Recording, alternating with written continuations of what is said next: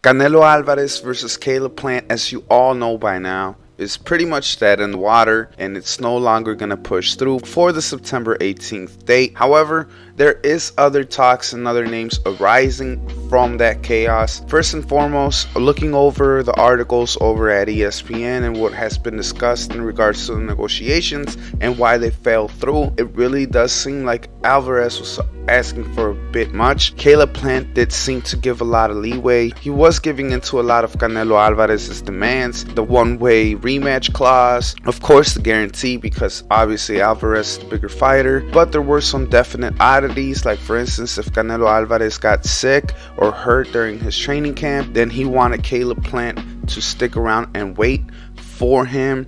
On the other hand, if Caleb Plant fell sick or got hurt and injured during his fighting camp, then Canelo wanted to continue through with the date and fight somebody else for the same guarantee, and that in itself is a little bit ludicrous. It's a little bit out there. There were a lot of words from Plant claiming that his bark is bigger than his bite in reference to Canelo. He also told ESPN the following: Canelo was offered the highest guarantee of his career. He was set to make $40 million plus Mexican TV rights and his Hennessy sponsorship. No problem, let's fight. We gave it to him. Then they wanted the upside of gate and pay-per-view revenue. No problem, let's rumble. It's always agreed that it was a title unification, no rematch for either fighter. Towards the end of the negotiations, they asked for the rematch when they lose. No problem, you can have a rematch as well.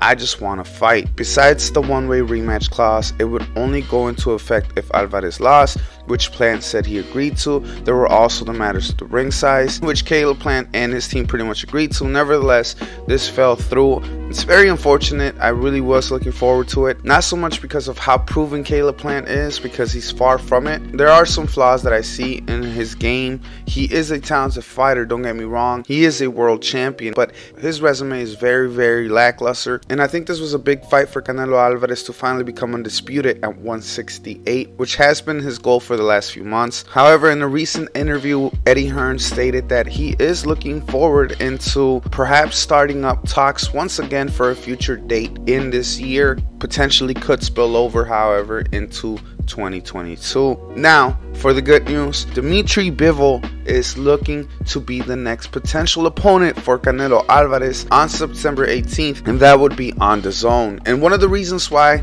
this fight is seriously intriguing is because Dmitry Bivol is not only a hell of a talented fighter, but he is plenty much more proven than Caleb Plant at a world level, and he would be a definite step up and a bigger challenge, in my opinion, than Caleb Plant, especially if this fight occurs at 175, which is a weight class that Dmitry is currently campaigning at. And if Canelo does make that jump back up in weight, I would love to see that fight happen. I really want to see it above 168. I don't want Bivol to come down to 168, although he has stated that he would be comfortable doing so, and he is a small light heavyweight at 175. But I would rather him fight for his championship, defend his championship, and see Canelo be the one that makes the jump, putting him at a bit of an uncomfortable and disadvantage in that regard. And I want to see what Canelo would be able to do if he is able to even pull it off against somebody of this caliber. I mean, if you look over Dimitri's resume, he's beaten Sullivan Barrera,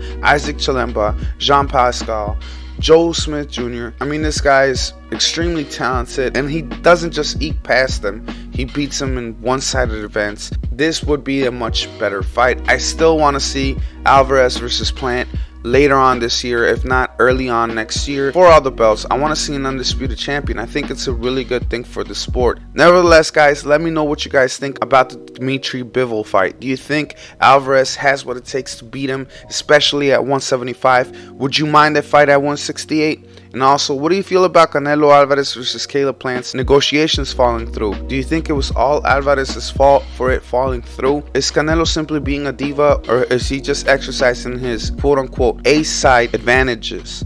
Let me know in the comment sections below. Make sure to hit that like, subscribe button, notification bell to join the notification squad, and stay tuned for a lot more boxing content to come. Like always, this is your boy Shay at King Me Boxing, signing out.